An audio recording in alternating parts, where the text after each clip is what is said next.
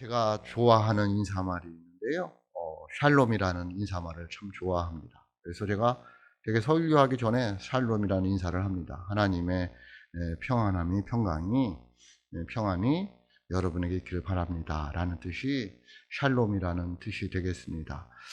유대인의 인사말이기도 합니다. 그래서 오늘날 우리나라 말 인사말로는 안녕하십니까? 라는 인사말과 같습니다. 이 안녕이라는 단어가 한자로서 편안할 안자와 평안할 영자로 이어져서 편안하고 평안하십니까? 편안하고 편안하시길 바랍니다. 그것이 안녕하세요, 안녕하십니까가 되겠습니다. 일맥 샬롬과 이렇게 같다고 뜻이 같다고 볼 수도 있겠습니다.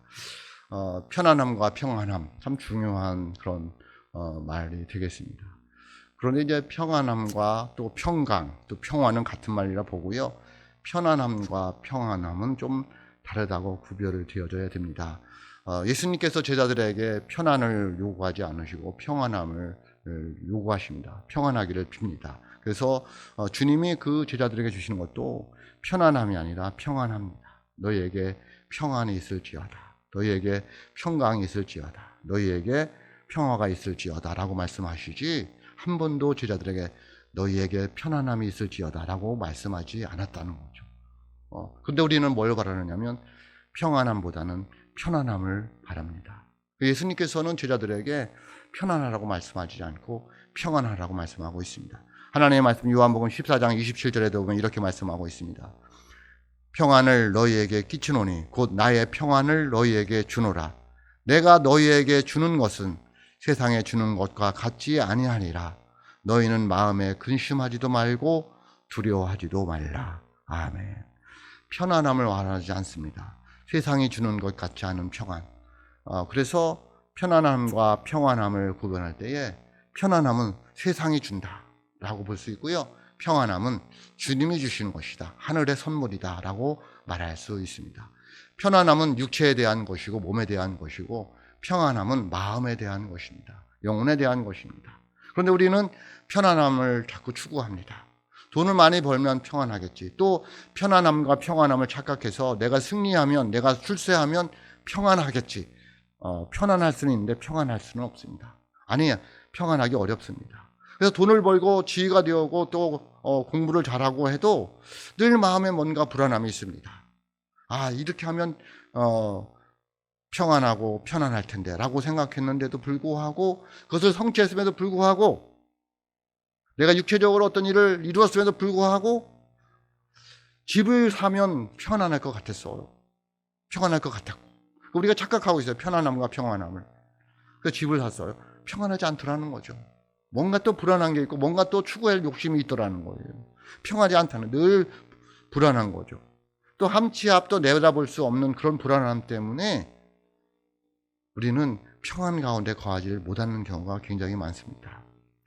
그러므로 세상이 주는 편안함을 추구할 것이 아니라 하늘의 선물, 주님이 주시는 평안함을 구하는 저와 여러분의 삶이 될 수 있기를 주의 이름으로 축복합니다.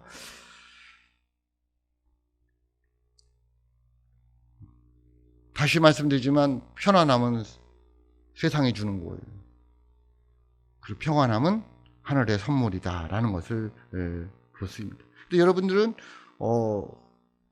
무엇을 추구합니까? 오늘날 교회 교인들이 성도들이 편안함을 추구한다는 거죠. 성도들이 편안함은 있는데 평안함은 없어요. 왜 그럴까요? 하나님의 말씀대로 사명 따라서 십자가의 삶을 살아가지 않기 때문에 그렇습니다.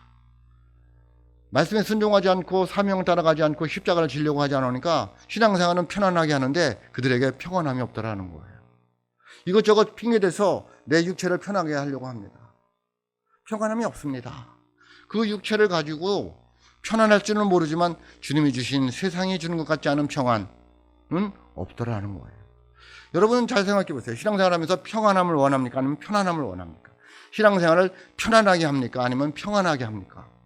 이게 굉장히 중요한 질문입니다. 내가 목회를 편안하게 하느냐? 내가 목회를 평안하게 하느냐? 평안은 하나님이 주시는 것입니다. 하나님이 주신 마음이 내가 있느냐는 거예요. 자꾸 편안한 것만 추구하지 말고 우리가 평안함을 추구해야 될 줄로 믿습니다. 그러므로 저와 여러분들이 주신 사명을 잘 감당해야 됩니다. 십자가를 지고 가려고 해야 됩니다. 주님이 나에게 주신 사명 따라 살아가야 됩니다. 하나님이 평안함을 내려주실 줄로 믿습니다. 평안함은 하나님의 선물이에요.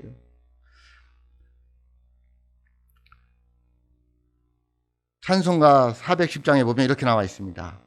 내 마음에 한 노래 있어 나 즐겁게 늘 부르네. 이 노래를 부를 때에 큰 평화 임하도다. 평화 평화 하나님 주신 선물. 그 놀라운 주의 평화 하나님 선물일세. 아멘. 평화가 하나님의 선물이라는 거예요. 평화, 평강, 평안 같은 말이라고 보자고 했잖아요. 평안은 하나님이 주신 선물임을 믿으시기를 주님의 이름으로 축복합니다. 그러면 저와 여러분이 오늘 이 예배 드리면서 하나님이 주신 평안이 저와 여러분에게 임하기를 주의 이름으로 축복합니다.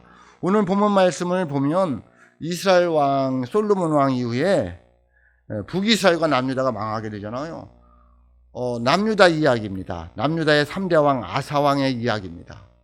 하나님께서 남유다를 사랑하셨어요. 평안을 주셨어요. 그래서 그 남유다는 그래도 잘 나갔어요. 여기까지는 솔로몬, 아비암, 아사 이렇게 3대가 내려왔어요.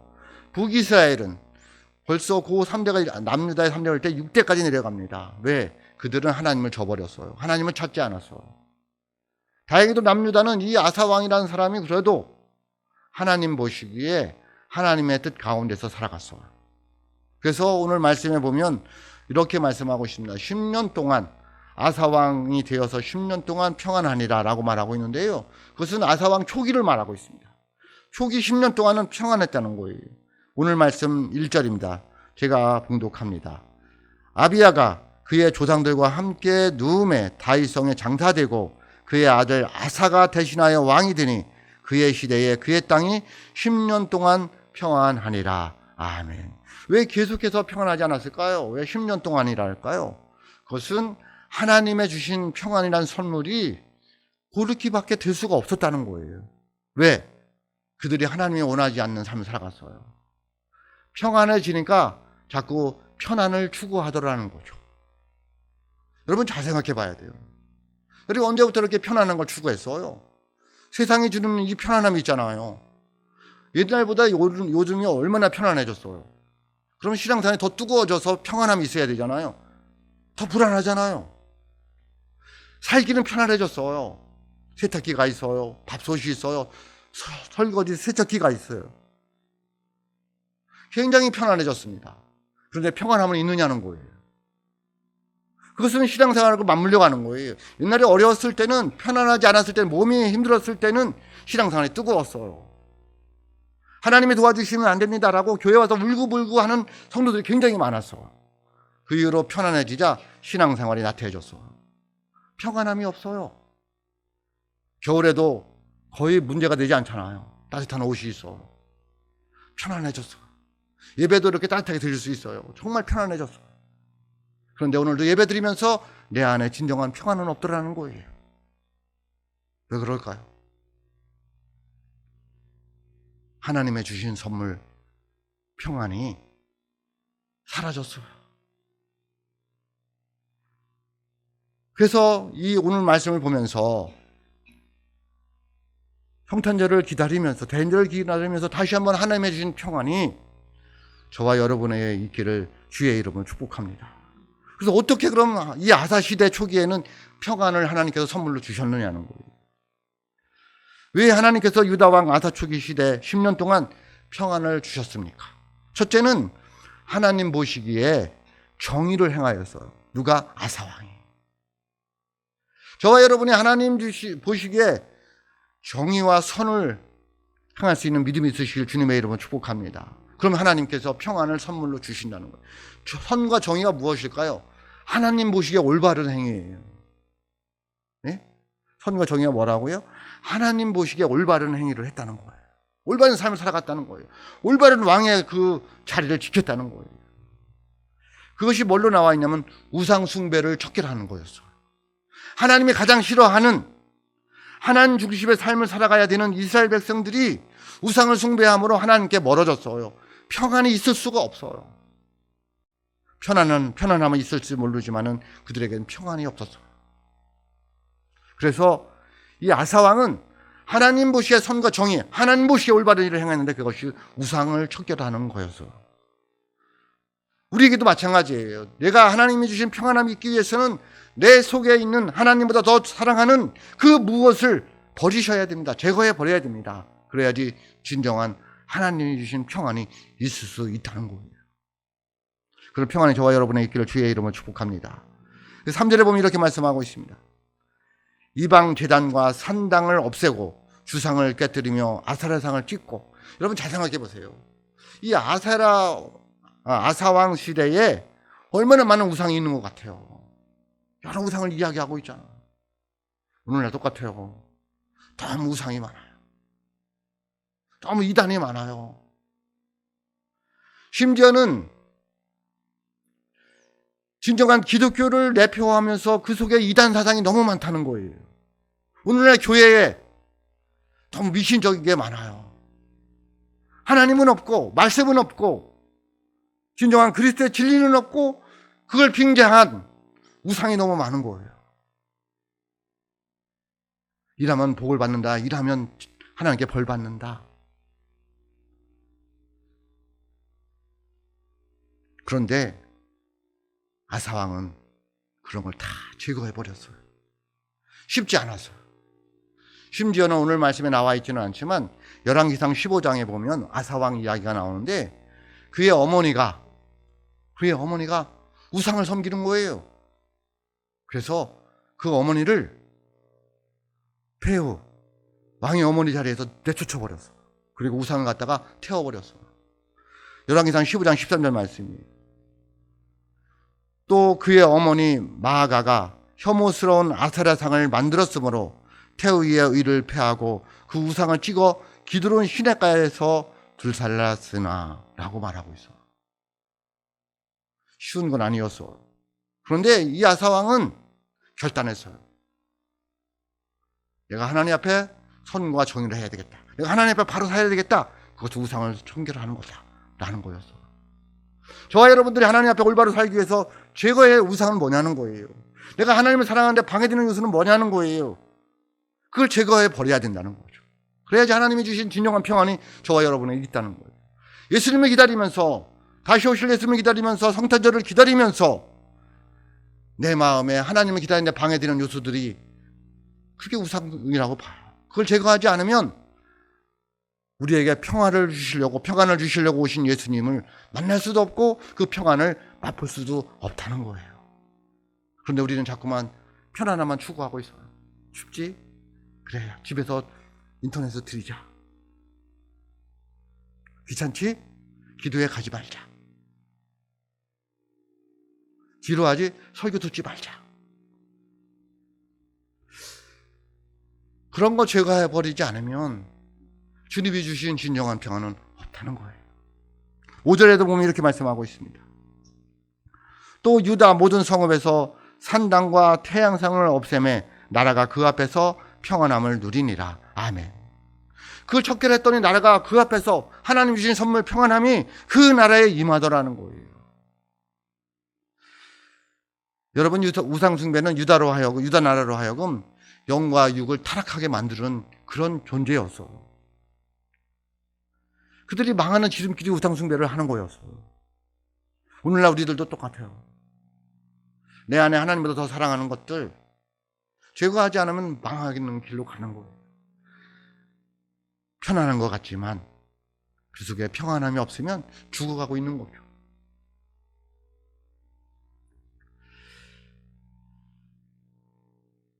불신앙적인 모습들, 미신적인 신앙 모습들 하나하나 제거해버리는 대림절 기간이 될 수 있기를 주님의 이름으로 축복합니다. 고민해 보셔야 돼요. 내가 신앙생활 올바로 하고 있는 건지, 미신적으로 하는 건 없는 건지, 정말 하나님이 사랑하는 일만 하고 있는지, 하나님 앞에 내가 올바로 살아가고 있는지 고민해 봐야 돼요. 너무 편안한 것만 추구하지 마시고 주님이 주신 하나님의 선물 평안을 추구하시기를 주님의 이름으로 축복합니다. 두 번째, 어떻게 해석을 했냐? 하나님을 찾게 했습니다. 아사왕은 백성들에게 하나님을 찾으라고 했어. 4절 말씀입니다. 유다 사람에게 명하여 그 조상들의 하나님 여호와를 찾게 하며 그의 율법과 명령을 행하게 하고. 백성들에게 너희도 하나님 찾아야 된다는 거예요. 찾아야 된다는 말씀은 하나님과 연결되어져 있어야 된다는 거예요. 세상과 연결되어져 있으면 안 되고 우상과 연결되어져 있으면 안 되고 내가 정말 하나님과 연결되어져 있어야 된다. 그 하나님 어떤 하나님? 우리 조상들의 하나님. 우리가 힘들고 어려울 때 도와주신 하나님, 인도해 주신 그 하나님과 너희는 연결되어져 있어야 돼. 그래야지 하나님이 주신 평안이 우리에게 있어. 그게 아사왕의 어떤 종교 개혁이었어요. 대림절 기간을 맞이해서 성탄절이 다음 주인데 기다리는 우리로서 정말 내가 하나님과 연결되어져 있느냐는 거예요. 아니면 하나님 찾으셔야 돼요.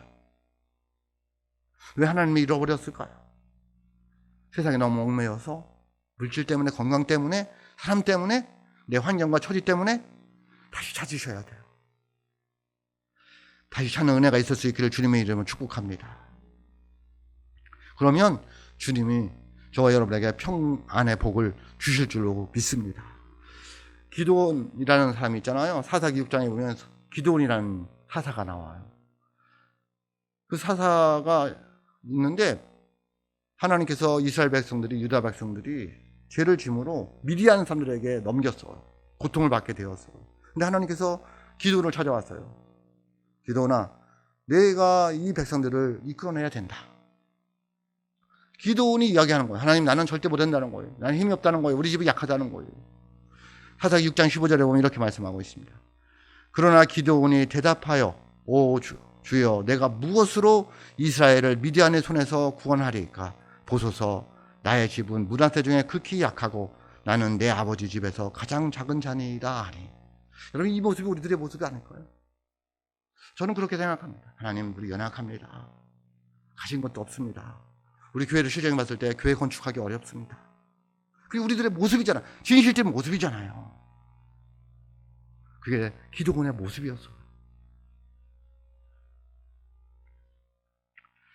그러니 내가 어떻게 이 미디안과 싸울 수 있겠느냐고 항변하는 모습이 기드온의 모습이었어요. 나는 못한다고. 그래서 불안에 떨고 있는 이 기드온에게 하나님께서 다시 평안의 말씀을 주셔요. 사사기 6장 16절입니다. 여호와께서 그에게 이르시되, 기드온에게 이르시되, 내가 반드시 너와 함께 하리니 네가 미디안 사람 치기를 한 사람 치듯 하리라 하시니라. 아멘. 하나님이 함께 해주시면 승리할 줄로 믿습니다. 하나님이 함께 해주시면 저와 여러분에게 평안이 임할 줄로 믿습니다. 그래서 하나님을 찾아야 되는 거예요. 하나님과 연결된 고리가 있어야 되는 거예요.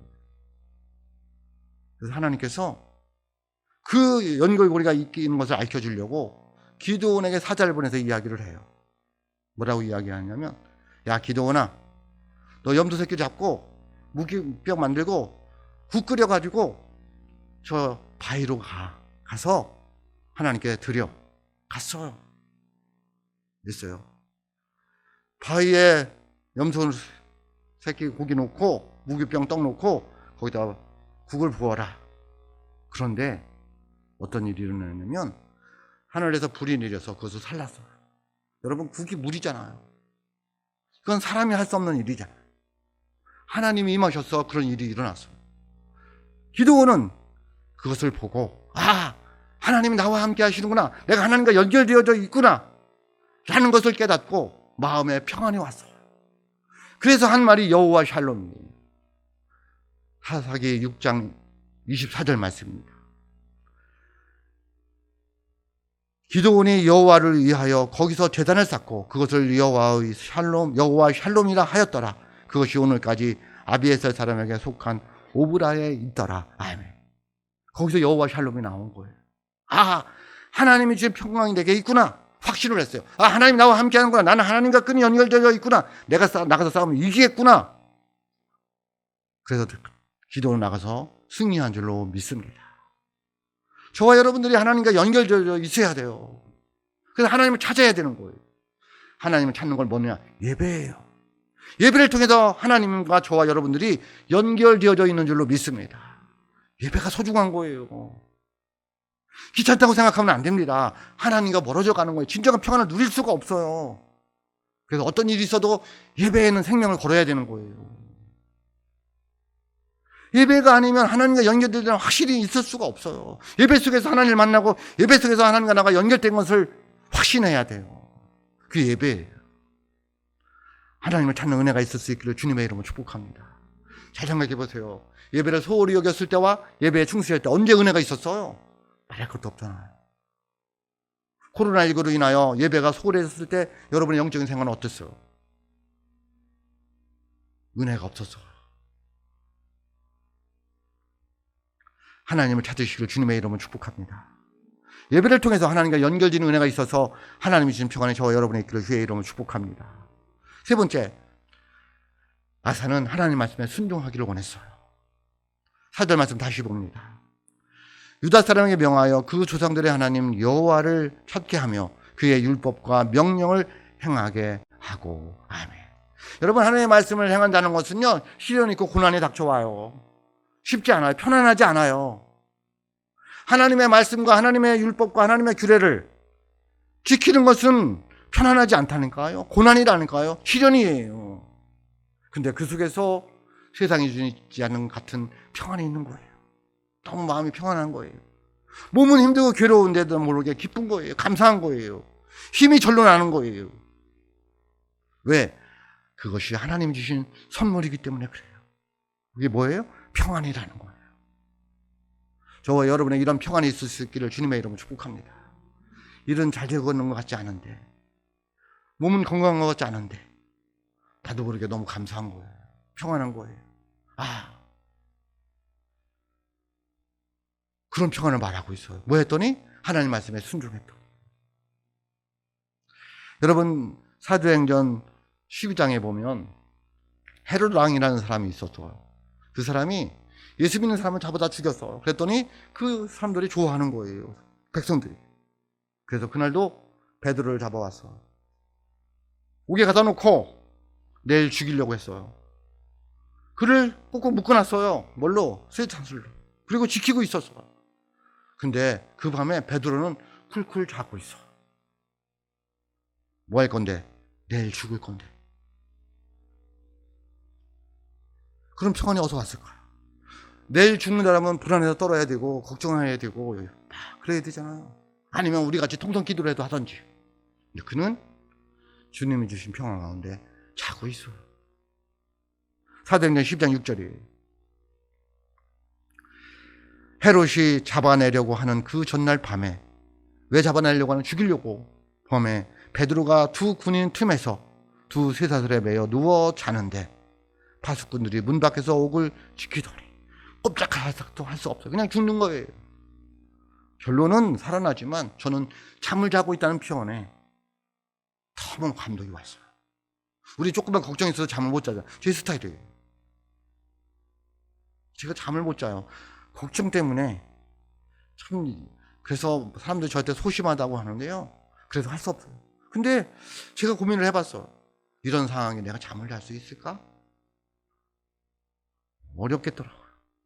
근데 그는 하나님의 말씀에 순종해서 끌려왔기 때문에, 하나님 말씀에 사명 따라 살아가다가 옥에 잡혀왔기 때문에 그는 세상이 주는 것 같지 않은 평안이 있으니까 그 사건 속에 잠을 자고 있더라는 거예요.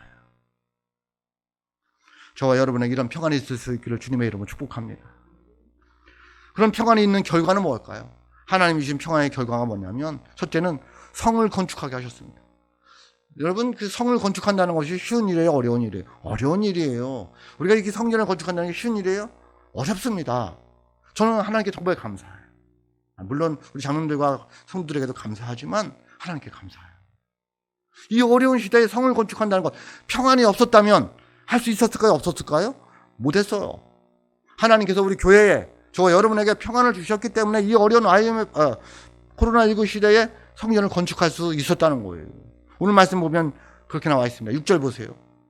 여호와께서 아사에게 평안함을 주셨으므로, 뭘 주셨으므로? 평안을 주셨으므로 그 땅이 평안하여 여러 해 싸움이 없으니라. 그가 견고한 성읍들을 유다에 건축하니라. 아멘. 여러분, 가정에 어려운 일이 있고 힘든 일인데 집을 지을 수 있어요? 못합니다. 평안할 때 가능한 거예요. 또 7절에 보세요. 7절. 아사가 일찍이 유다 사람에게 이르되 우리가 우리 하나님 여호와를 찾았으므로 이 땅이 아직 우리 앞에 있나니 우리가 이 성읍들을 건축하고 그 주위에 성곽과 망대와 문과 빗장을 만들자. 우리가 주를 찾았으므로 주께서 우리 사방에 평안을 주셨느니라 하고 이에 그들이 성읍을 형통하게 건축하니라. 아멘.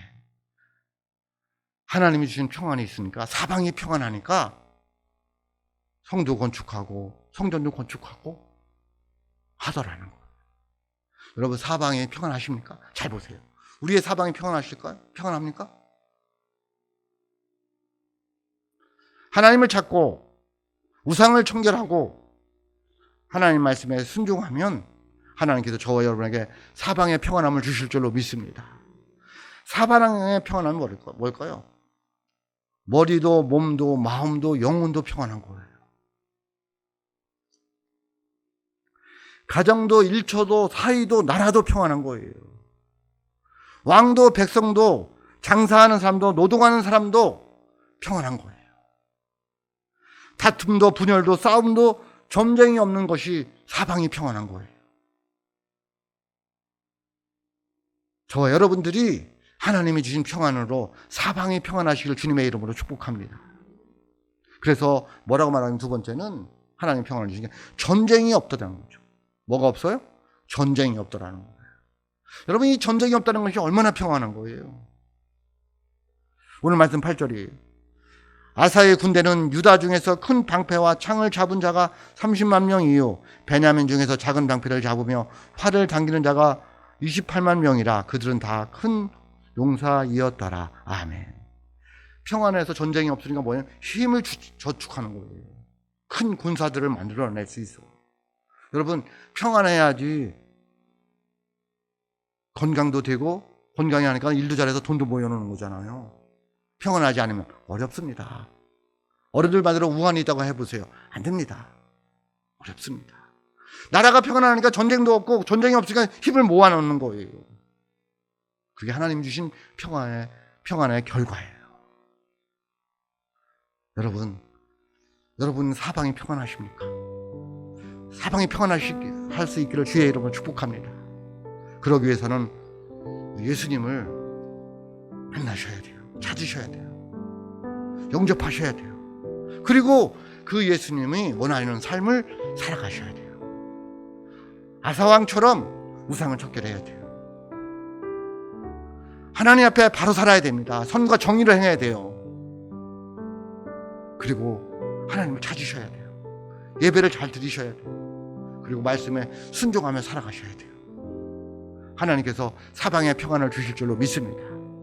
저와 여러분들이 대림절 기간을 보내면서 성탄절을 기다리면서 다시 오실 예수님을 기다리면서 아사왕처럼 하나님 앞에 정의를 행하고 하나님을 찾고 말씀에 순종하여 사방에 평안한 하나님의 사람들이 될 수 있기를 주의 이름으로 축복합니다. 기도하겠습니다.